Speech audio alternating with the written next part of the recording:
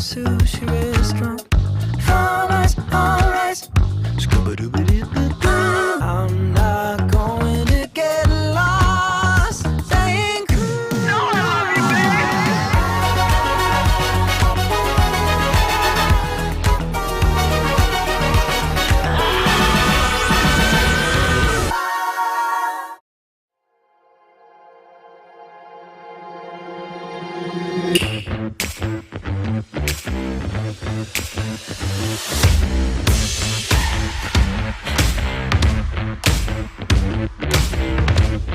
Thank you all for joining us for the second annual Tribeca Games Spotlight. Several of Tribeca's selections this year are second acts as well, sequels that return to worlds or characters that we love, and fresh perspectives and new adventures. Some tell stories about family, cultural identity, and coming of age as a child, a teen, or an adult facing a world that never stops changing. They invite us to investigate mysteries and navigate familiar yet dangerous terrain, or simply just cook a meal with people we love. Others explore our fears about the future through dystopian tales of environmental ruin or technology run amok. But all of them offer us an opportunity to think, play, and challenge ourselves. Whether that means a much needed break from the worries of our daily lives, or an experience that tells us something true about what it means to be alive. Whatever you're looking for, chances are you're going to find a little bit of it in these games. Here are the 2022 Tribeca Games selection. It isn't always easy going back to the place where you grew up. For Jala, the star of Thirsty Suitors, going back home for her sister's wedding means that she's going to be facing unresolved issues with her family, her friends, and a string of angry exes. As Jala, you're going to be forced to confront everything that you have been avoiding through cooking challenges and colorful turn-based battles, where you're going to be face-to-face with the biggest adversary of all, the decisions you made in the past. Hope your bag is packed. It's time for a trip back home with Thirsty Suitors. Outer Loop Games is a fully remote studio that we started 5 years ago with the idea of making games about underrepresented cultures and themes. The studio is about 15 folks, and we're scattered from Seattle, Washington to Vancouver, to the UK, Toronto, east coast of US, like New York, and then 2 in Brisbane. Our first project was a game called Falcon Age. It's an action-adventure game about raising a falcon and fighting colonizers. Falcon Age was the first time I personally have ever worked closely with someone else who's brown and South Asian on a team. I'd been in the industry for about 8 years by that point, so that's actually pretty shocking when you think about it. And I think one of the great things about that for me was the kind of conversations you can have, the kind of work that you can do, and you're coming from a similar basis and a similar background and experience. That's why I was really excited about working on Thirsty Suitors. Hey y'all. You've been reckless with other people's hearts for so long, Jala. It was a matter of time before you wrecked your own. Morning, Ma. Thirsty Suitors is an action-adventure RPG about immigrant culture, resolving relationships, family pressure, and finding oneself. Timber Hills, our hometown. I still don't get why we're back here. Jala is an extremely relatable character for anyone who's really had that moment of moving away from home and then coming back. She sometimes isn't quite aware of the things that she's doing in terms of like hurting people. Maybe I should just call Tyler and get it over with. I mean, yes, Tyler's your ex-bestie, but she's also your ex. The ex. She's kind of a hot mess at the beginning of the game, and that sets up an interesting dynamic for the player to get to know each of her exes. Because your third grade boyfriend just walked in the door. Every time you battle one of your exes, they go into their own inner space, like a fantasy land. You look surprised to see me, Jala. Or are you just admiring the view? So the way we design combat is based on like a non-violent beating up of each other. What I consciously did was not to have any punches that connect. All the props are being used as thrown objects, or punches and kicks exist, but they only exist in the form of like a holographic fist that comes out. Come on, Sergio. Let's dance. Did I mention I spent a year abroad? I learned a lot of new moves in the pond. Trying to distract me with your chest hair is definitely cheating. When we started thinking about the visual inspiration, it was about coming up with a style that matched the lightheartedness and the theme of the game. I wanted to create artwork that felt light, that felt bold, graphic, with vivid colors. I love you, Jala. I have loved you since our hands met reaching for the same tub of lime green Play-Doh in 3rd grade. Love me? This is the longest conversation we've had in over a decade. I enjoyed the fact that this game is about reconciliation, because that's something that a lot of people don't get to do in real life.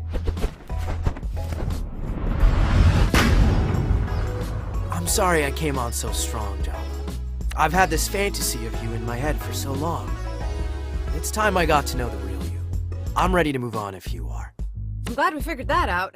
In a lot of families, food plays a large role in the culture and a large role in learning things from your parents and being able to pass those on. And it's a part of Jala's journey, being able to reconcile that relationship with her parents. It's an outlet for her to be able to do that on their grounds and, you know, reconnect with her culture.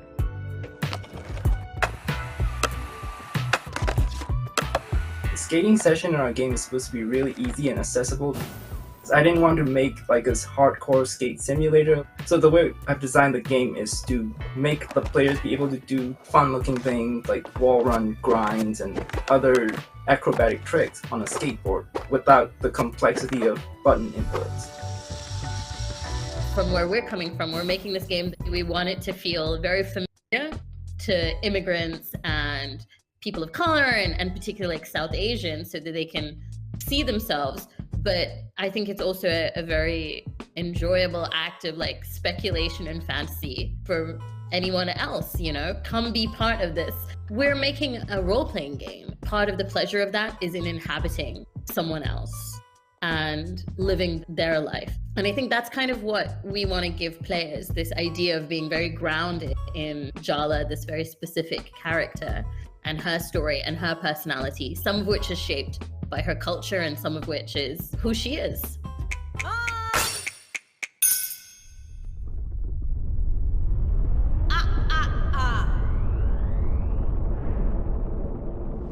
Not the chapel! No! Imagine a world where the richest people on the planet move to Mars in the midst of a climate catastrophe. In the Cub, that's the question facing a child who has found a way to survive in the ruins of a mutated Earth. But when the ultra-rich return on an expedition, they may get a lot more than what they bargained for.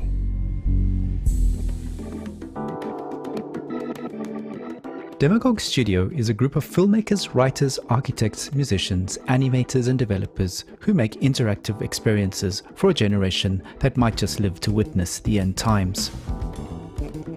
We started experimenting with a couple of satirical games that led to Golf Club Wasteland, our first commercial success. Currently, we Demagogues are working on 2 games, one of which is a prequel and sequel to Golf Club Wasteland. a 2D cinematic platformer called The Cub.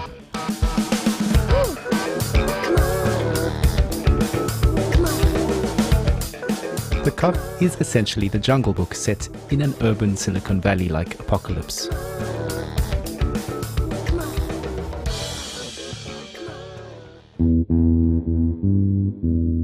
After the Great Climate Catastrophe, the ultra-rich have evacuated to Tesla City on Mars.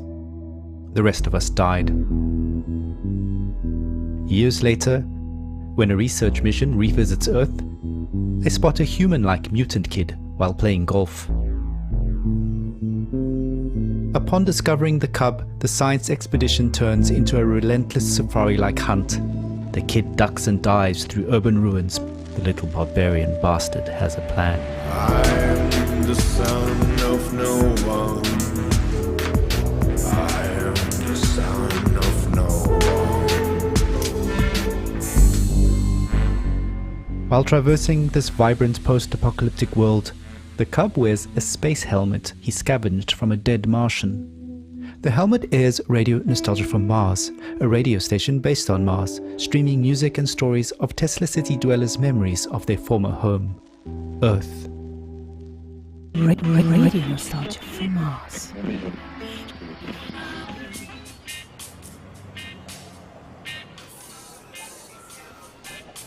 The radio callers are nostalgic for our today. This is Future Archaeology. Future Retro. A sci-fi scenario that prompts us to re-evaluate the things we already have today, from friends and family to basic things like air and water. As Marshall McLuhan would say, we march backwards into the future. Similarly, the brutalist architecture in the environment serves many non-obvious functions. Brutalism stands for the 20th century and its apocalyptic war history. It stands for faith in large-scale progress through technology that spans multiple ideologies, which led to breakthroughs but also to pollution and climate change. In the 21st century, we have a brutalism of the soul, a reordering of the human psyche through the internet, as exemplified in the millennial pink neons peppered throughout our game's cityscapes, such as digidopamine or doom-scrolling. Modernist architecture looks powerful, yet it's already turning into ruins, just as humanity might. I like the circle around the sun. The game is an homage to cinematic platformers such as Heart of Darkness, but also old-school Sega games like The Jungle Book or Aladdin.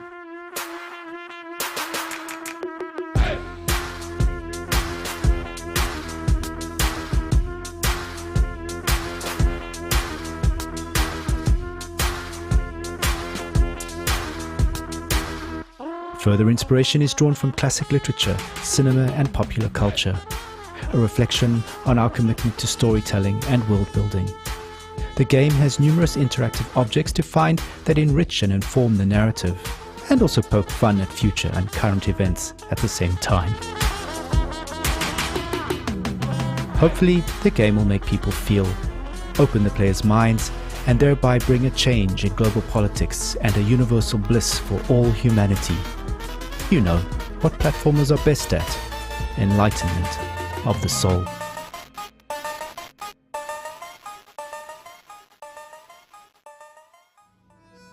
In 1998, the fates of two families converge at a motel in the Arizona desert, where a robbery gone wrong changes all of their lives forever. As the tale unfolds over the next few decades, step into the shoes of multiple characters to decide how that night will alter the course of their lives through a unique art style featuring actors digitally integrated into a beautiful cinematic world. This is As Dusk Falls. Hello, I'm Caroline. And I'm Charu. We're excited to be here and we'd love to tell you more about Interior Night and our game As Dusk Falls. Oh, hey there.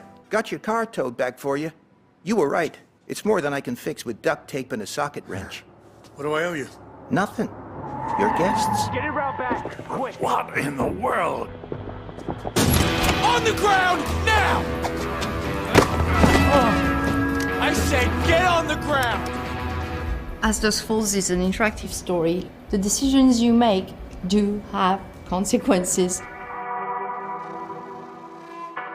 Our story is a crime drama that explores the intertwined lives of two families over 30 years. We have the loving family, the Walkers. So, what's next? License plate game? Another round of row, row, row your boat? And the Holts, which are the more desperate family. Come on. This is 2 Rock, not NYPD Blue. Now get looking for that safe. As you play the game, you will be stepping in the shoes of different characters. First, Vince, the dad, who is rooting his family to Missouri. You are my flock, and I plan to herd you to St. Louis in high spirits. And on their way in Arizona, they get caught in a hostage situation.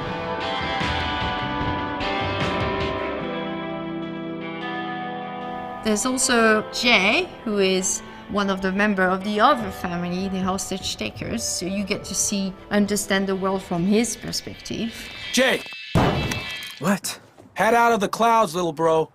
Look, there's enough cash in that safe to put the last few weeks behind us. We stay alive, we keep the house, everything goes back to normal. There's our third main character, who is Zoe. Daddy, are we gonna play? You bet we're gonna play. Who you see across the 6 chapters from when she's 6 until she's 19, and she's becoming this young woman.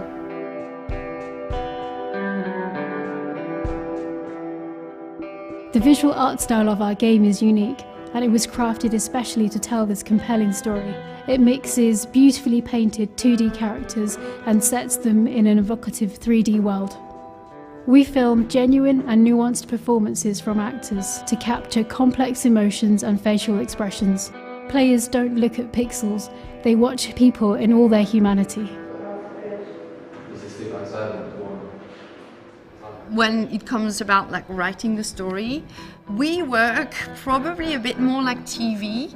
It's a very long process. It's dozens of versions of script. So it's not a linear one version of the story. We have to think all the choices, all the narrative space, all the branches feeding into one another. It's kind of a 3D map.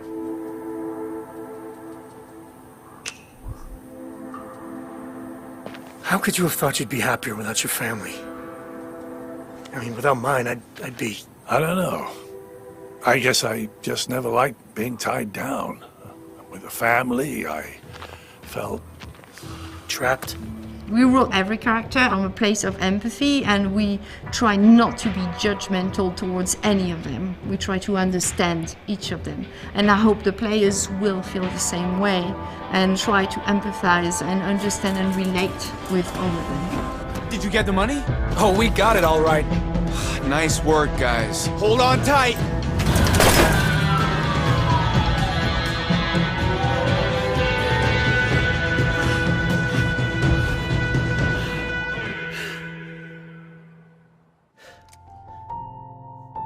Family meals are a time not just to create memories, but to share them. For Venba, the mother of the family, cooking is a way to connect to the culture and the life that she has left behind, and pass those memories on to her young son. Each recipe she teaches him is not just a list of ingredients, but a piece of a much larger story about where he comes from, who his family is, and the challenges they face. Here's a taste of what's to come in Venba. How did you get started in game development? Well, basically, I took a quiz online to figure out what my career should be back when I was in high school, and after I did the quiz, it said I should be a video game developer.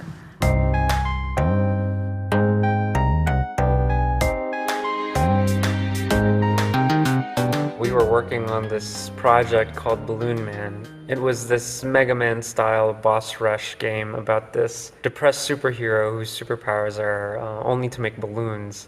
We were a couple of months into the project when Abby texted me this paragraph pitch of Venba. I remember the day I was eating at a restaurant with my mom and my sister.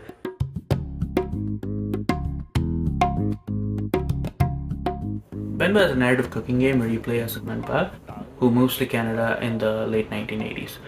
But during this move, her recipe book gets damaged. So as the player, not only will you be cooking various South Indian dishes to restore these recipes, but you will also be exploring the story of this family and the unique challenges that they face. And the idea resonated with me so much. Maybe because my mom was there, I felt a connection to the idea because it's about a mother and a son. It was too compelling to not work on, so we decided to move on to Venba. Venba at its core is about the relationship between the mother and the son. One aspect that we wanted to touch upon was the loss of language. As Kevin grows up here and grows more assimilated, he loses touch with his mother tongue Tamil, and he adopts English instead. So as a result, the literal communication between Venba and Kevin is quite broken. And you can see this in the recipe book given to Venba by her mother as well, because in the travel, the words and the pages get damaged, so as a result, the communication between generations there too is quite broken. Venba, who feels a lot of guilt for having moved to Canada in the first place, doubles down on the things she holds dear, like her culture, her language, her food, the longer she stays here. So it becomes really important for her to fix the recipe book, because for her that's a way for this link to persist across generations.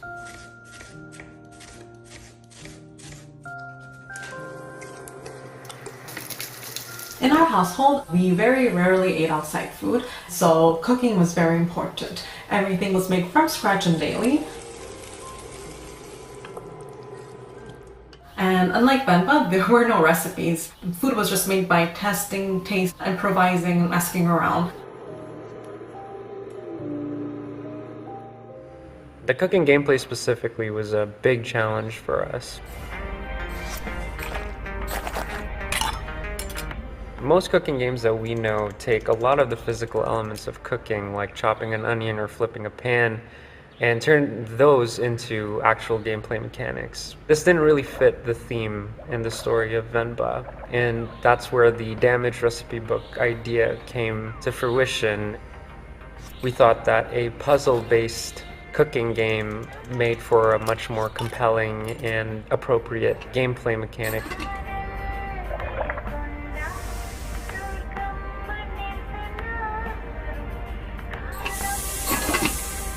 I wanted the sound effects to be really realistic and reminiscent of a South Asian kitchen. I recorded like the dishware that we use, some utensils, just items from the kitchen. But that also involves a lot of recording of actual cooking. I wanted the sounds to be very nostalgic for those that grew up in a similar background. I wanted this emotional impact to come across through sound. The music in this game, it primarily comes from an in-game radio influenced by Tamil movies and music that were a huge part of my life growing up. And we took a lot of effort to make sure that the songs sound like something you would hear back home when you would turn the radio on. It was the hardest thing for me to choose what recipes get showcased in the game. It's impossible to do justice to the wide range of dishes and cuisines that we have. Instead, I just focused on what recipes would make for fun gameplay puzzles and what ingredients would this family have living in Toronto. Even though the story of Venba is pretty firmly rooted in Tamil culture, we think it hits on some pretty universal themes. The influences for this game, it primarily draws from the stories of the families that I see here, especially the relationship between first-generation parents and their children.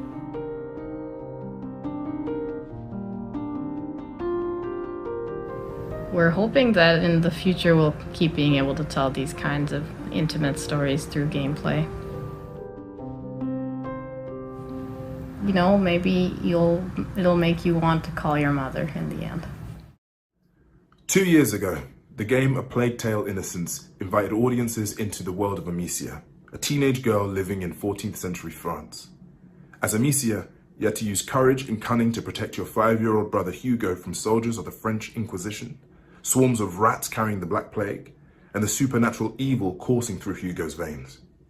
Now, Amicia and Hugo are back in a new adventure called A Plague Tale: Requiem. Get ready for hand-to-hand battles on ruined castles, thrilling adventures on the high seas, and yes, more rats than ever.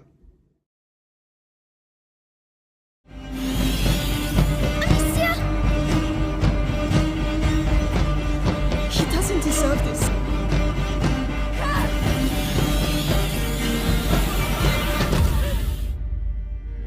qui est Asobo? En fait, Asobo, on est un studio de développement indépendant. Et on l'est depuis le début et depuis toujours. Au départ, c'est 12 passionnés qui fondent le studio limite dans un garage. Évidemment, aujourd'hui, on est 250, mais on a été rejoint par 250 passionnés aussi. Et c'est ce qui nous permet de faire des projets incroyables comme Microsoft Flight Simulator et Plague Tale Requiem, par exemple. Is it? The bite, yes. They've locked the arena down. They let them die here. It's starting all over again. Plague Tale, c'est notre bébé à nous. C'est en tant que studio indépendant, c'est la première fois qu'on se lançait vraiment dans quelque chose on va dire, de personnel, d'intime à l'équipe. On a commencé vraiment de la feuille blanche au départ. Donc on voulait un jeu d'aventure, un third-person action-adventure.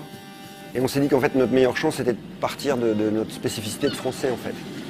On est dans un pays chargé d'histoire, Bordeaux est chargé d'histoire, on vit tous les jours dans des murs qui ont plusieurs centaines d'années. Et c'est quelque chose qu'on manipule avec justesse et ce qui nous a permis de donner au jeu une identité vraiment forte et de s'écarter un peu du côté heroic fantasy et d'aller dans quelque chose de plus cru qui corresponde exactement à la nécessité de construire une histoire qui s'ancrait dans le réel pour mieux partir dans le fantastique et dans l'émotionnel quand c'était nécessaire. I don't know what's happening to me, Lucas. I feel my mind going.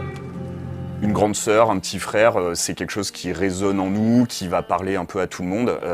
Et donc ça a été vraiment le point de départ. Hugo et Amicia, ça a été les premiers personnages qui sont nés.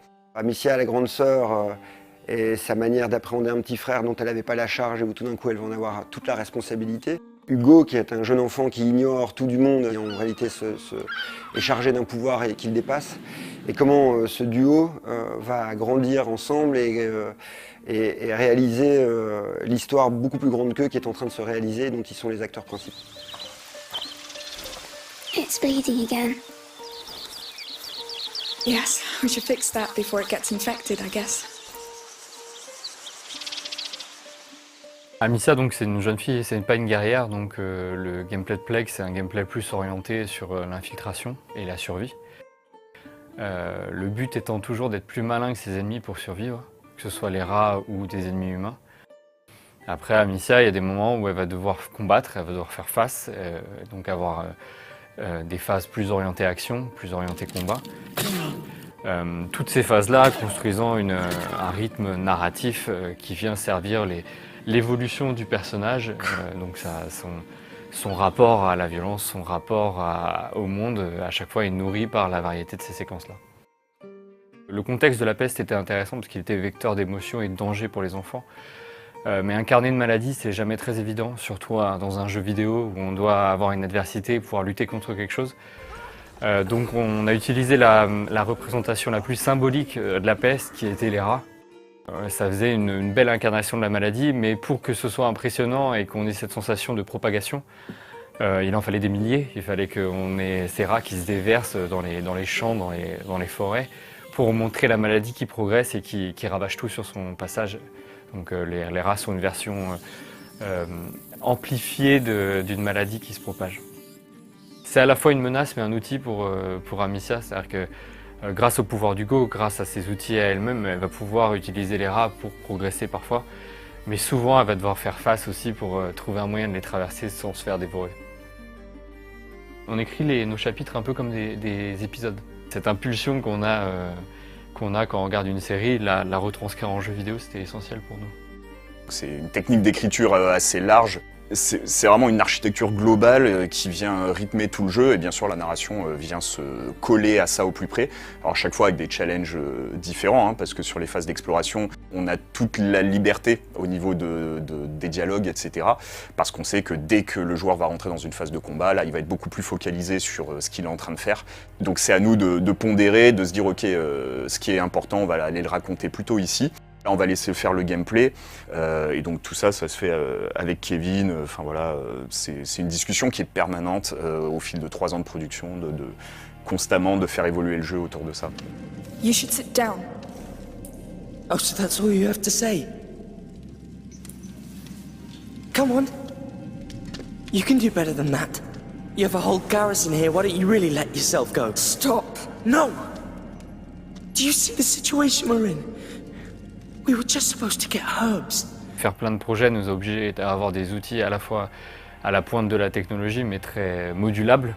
Et le fait d'avoir par exemple notre équipe engine à la maison, ça nous permet d'aller les voir directement et dire on a un challenge relatif au jeu qu'on est en train de développer et il nous faut un moyen de le solutionner et ça permet d'atteindre des prouesses comme par exemple les gigantesques hordes de rats qu'on voit déferler sur les villes dans les trailers ou des choses comme ça.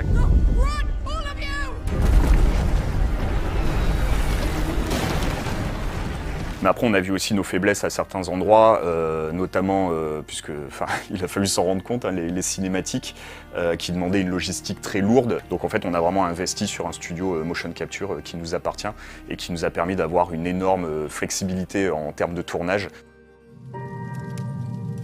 I don't know what's happening to me, Lucas. I feel my mind going. Donc Olivier de Rivière, notre compositeur, c'est quelqu'un qui amène énormément de choses dans le jeu. Et donc il arrive, il a plein d'idées. Et là, on parle vraiment d'émotion, on parle vraiment de comment colorer des scènes donc avec de la musique. Et il y a des moments où il nous sort des compositions incroyables. Et on regarde le level en face ou la séquence en face, on se dit tiens, c'est super ce qu'il a fait, mais nous on n'est pas au niveau du coup. Donc il va falloir se battre un peu pour remonter nos trucs et accompagner sa musique parce que ça marche dans les deux sens.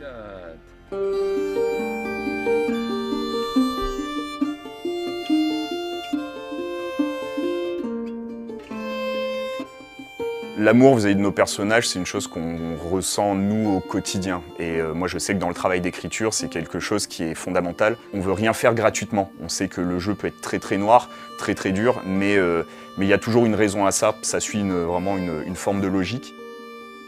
À chaque fois qu'on écrit quelque chose ou qu'on réalise quelque chose pour Requiem, quand ça sonne faux ou quand ça passe pas, on sait que Hugo ou Amicia nous disent non, j'aurais pas dit ça, j'aurais pas agi comme ça. Et donc c'est amusant parce qu'ils font le jeu avec nous en fait un peu.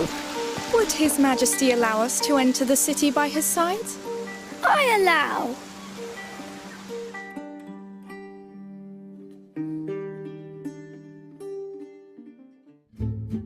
When Cuphead came out in 2017, the first thing people noticed was the distinctive cartoon art style, inspired by the golden age of American animation where every frame was drawn by hand. Now, Cuphead is back with a new adventure called Delicious Last Course, with a whole bunch of new enemies and ways to die, and a new heroine named Ms. Chalice. So, if you are up for the challenge, get ready for Cuphead Delicious Last Course.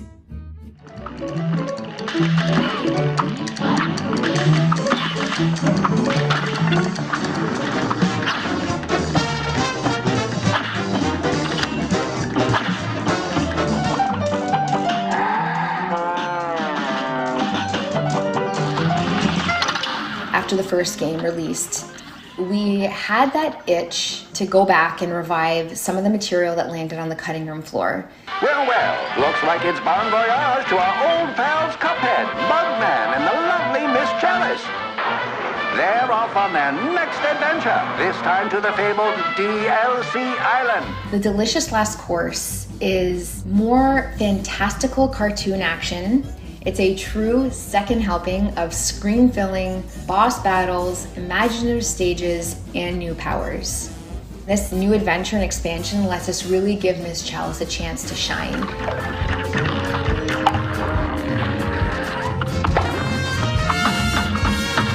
We had always envisioned her playing a really important role as part of the main trio of heroes. This was our opportunity to further explore animation, music, gameplay homages, all of which we didn't get to in the first game.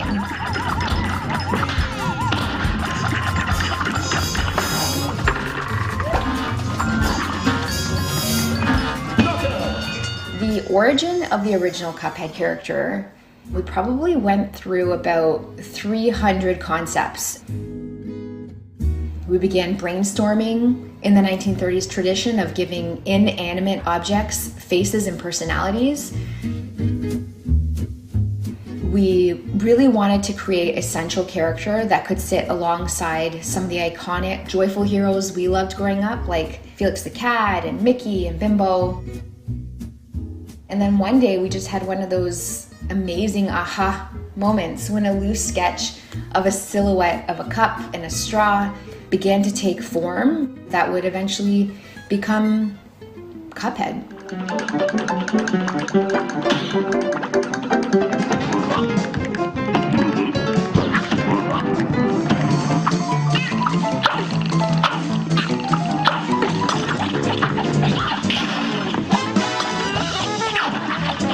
Having the chance to re-explore this world, to make something special for our fans while taking our time on the little details and making sure we're getting them just right.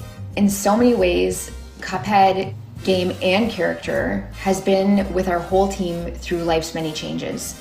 These characters have become like children of sorts, and getting a chance to take them on a new adventure to close this chapter of their story is just really exciting. For there's a new challenge waiting around every corner on the amazing DLC Island.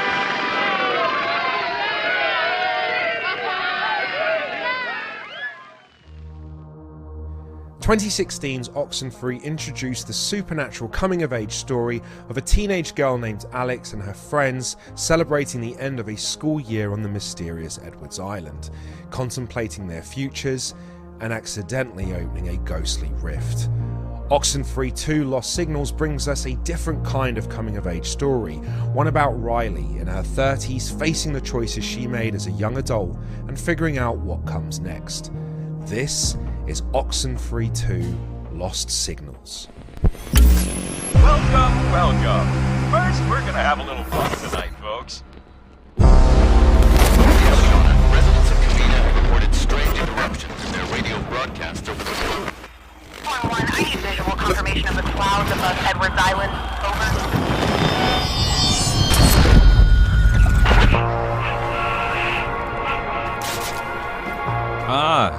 Bit of a leap there. We could climb down here also. It might take a little longer. I just don't think we can make the gap. I can make it, probably. Can you? Because... Well, we'll see, won't we? Riley! Riley!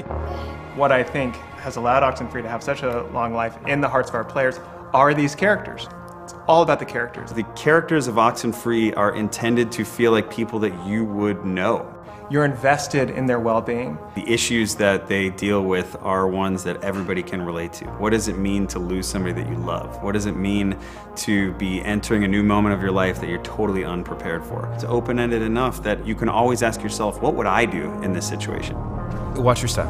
I don't think this was meant for tourists. It's, sort of pretty, in a way. No, it's amazing. In another life, I would have been a geologist. Or took at least an intro to geology course, you know? OXENFREE is a game about some really relatable characters, but put in crazy, unrelatable situations. Riley's from Kamina, and unlike Alex and her friends in OXENFREE 1, Riley did not have the best time growing up in this area. The first game, really tight kind of focus on a few classmates. This game is about Riley coming home and interacting with Jacob, who is somebody who she went to high school with, dealing with her father, dealing with a whole host of new characters that are along this coast. If you know the tunnels well enough, you can walk to and from practically any point in town completely underground. Have you, been down here before? Me, personally? No. Some of the kids do, or did, in high school. They'd crawl in here, light a fire, make out, or whatever. But I'm too little a fan of small, dark spaces to really see the desire. I'm really looking forward to people playing with Jacob, who is their kind of main counterpart throughout the game. You take a look at Jacob, he's got this questionable facial hair, he's got the hipster hat. Funny how just a little light makes everything both less and more spooky. Weird, right? And his animation also gave him that laid-back kind of, hey, I'm just hanging out here in the woods, not being creepy. Jacob actually has direct ties to the events of OXENFREE 1, and particularly the history of Maggie Adler. Maggie was the woman that first kind of discovered what radios could do. She was the one who was kind of tied to the events that really kicked off the whole story. Hey, if you're on this frequency. Yes? My mom used to tell me stories.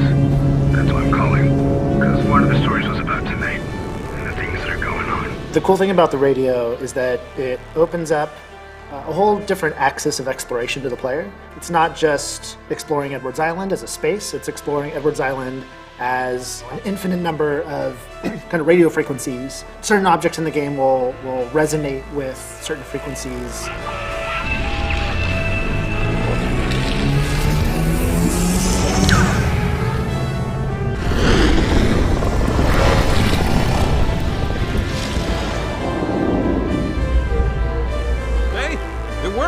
I think. I mean, we're not dead. The alternate timelines in the OXENFREE universe are really interesting because it allows the player to explore the possibility of going back and changing the past. I think we're back when the mine was somewhat operational. I don't think anyone's around. Let's see if the time tear opened anything up. The player gets to open these portals in time and go through them and talk to these other ghostly characters. Portals are getting open when they don't want it to happen, and so they've got to deal with the ramifications of that. Portals are fascinating, very beautiful, very mysterious, but ultimately very dangerous. Jacob? The stakes are very high for this one. One, we've got a new set of antagonists who are actually actively trying to open a portal on their own for some nefarious reasons. But two, while that is happening, we're seeing tears in time. Those tears are allowing things from completely other timelines to start coming in and out of our timeline. It's going to be much less about some localized little thing in this town, and it's more about the fabric of time and space kind of melting down. I mean, look, when you're messing with the time-space continuum, that's just a bad idea. Riley, come in, Riley. Can you hear me? Riley? Riley, are you there?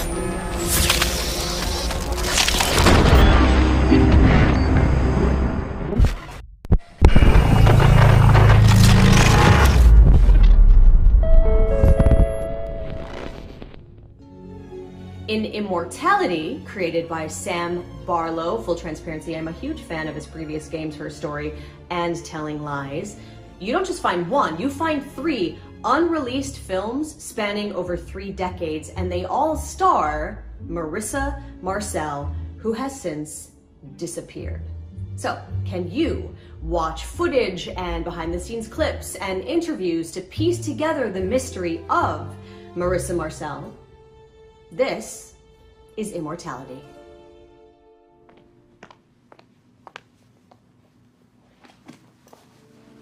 What is your name? Marissa Marcel. First heard about Marissa Marcel in 2015. I was at a party in Hollywood and I was listening into these old guys, writers, producers who were big in the 70s. They were swapping war stories, gossiping, and one of them brings up the story of Marissa Marcel, this actress who shoots 3 movies over 3 decades and how none of the movies ever comes out.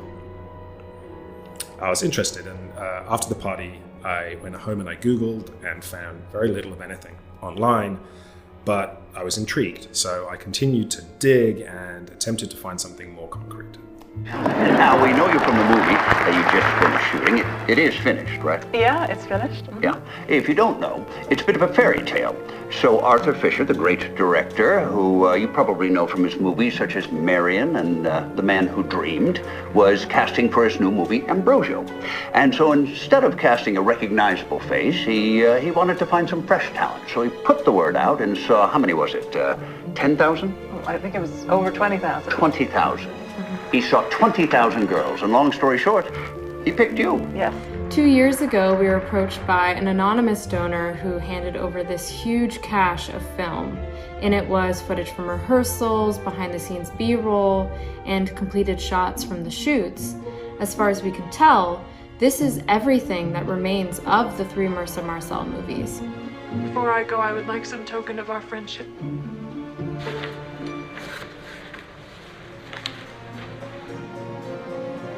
You could have walked away from this.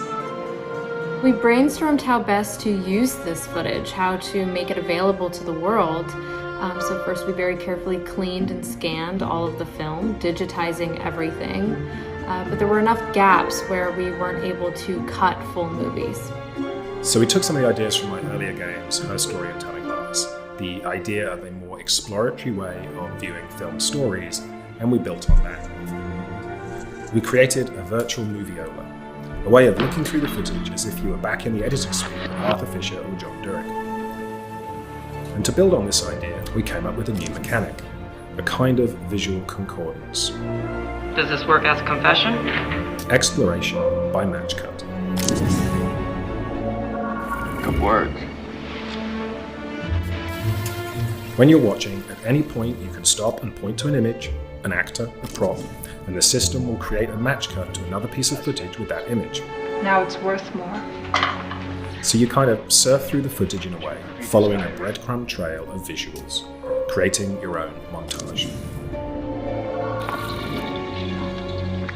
It's both expressive and exploratory, like the best of video games.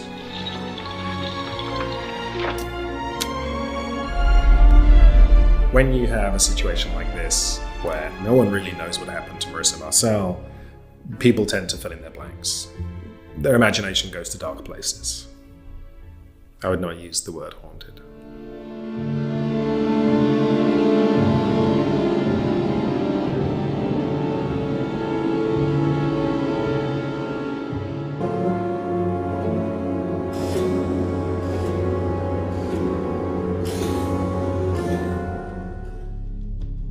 Do you ever wish you lived in a simpler, safer, more optimistic time? Trevor Hill does. He lives in Arcadia, a utopian American town in the 1970s where the future seems brighter than ever. Like the other citizens of Arcadia, he is a contestant on a reality show where viewers are secretly judging his every move. When Trevor learns the truth from a rogue technician, he goes on the run. But how do you escape in a world where everyone is always watching? En American Arcadia, nada es lo que parece. Now in its 55th season, American Arcadia. Y es que Arcadia es en realidad el reality show más visto del planeta y está gobernado por rankings de popularidad. Control subject on the run on camera 4025. Interrupt broadcast immediately. Bienvenidos a Arcadia, una ciudad retrofuturista de los 70, donde todos los ciudadanos disfrutan de una vida de confort y de lujos sin saber que están siendo grabados las 24 horas del día. Para nuestro protagonista Trevor, que vive una vida simple, aburrida y feliz, esto es un problema. Life was mundane. Y cuando descubre la verdad, tendrá que escapar de Arcadia. Stop immediately. Run! Keep running for God's sake. Por otro lado está Ángela, es el ángel de la guarda de Trevor. Es una hacker dispuesta a todo con tal de salvar a una persona normal, por el mero hecho de hacer el bien. The hallway to the server room is tracked by 3 surveillance cameras. I need to get close to the cameras and upload the loop footage from my cell phone. Uno de los puntos fuertes de American Arcadia es la dualidad entre Ángela y Trevor. Y eso también se ha intentado transmitir en cierta manera al gameplay. Get over that crane, Trevor, quick! The crane? Yes, trust me! Oh no, no.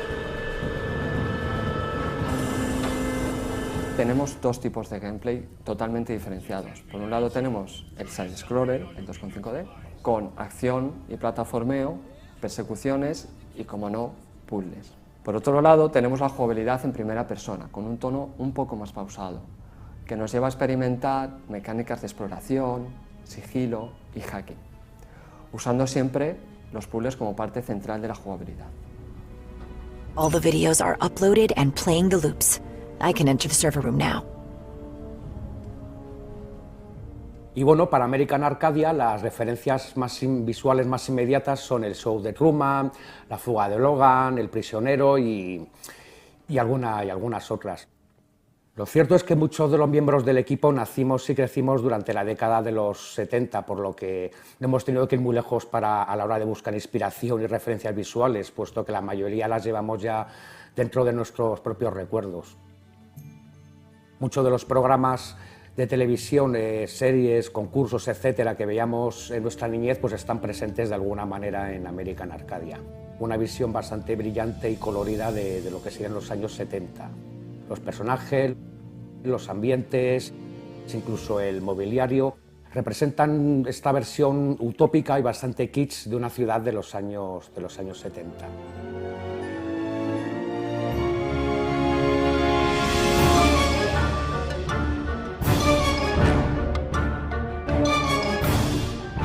Siempre me gusta tener un tema principal para el juego y diferentes leitmotivs para los diferentes personajes que se van uniendo en una única banda sonora donde se van mezclando y representarán los dos mundos, tanto el de los 70 como el del futuro, mezclando elementos electrónicos y orquestales.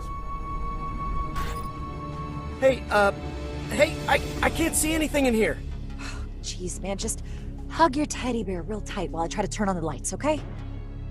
Okay, is that better? Now, let's try to find a way out of here. Trevor, are you wheezing? You're in terrible shape, man. Don't you get any exercise at all? No, not since PE in high school. Because of my metabolism, I don't easily gain weight, so I don't usually do any... Okay, I'm not here to judge your lifestyle or your dietary habits. Just save your breath and keep going. In American Arcadia, what we want to tell is that you don't need to live just for getting likes on social networks. Just do the things that make you happy. You don't need to care about what the others think.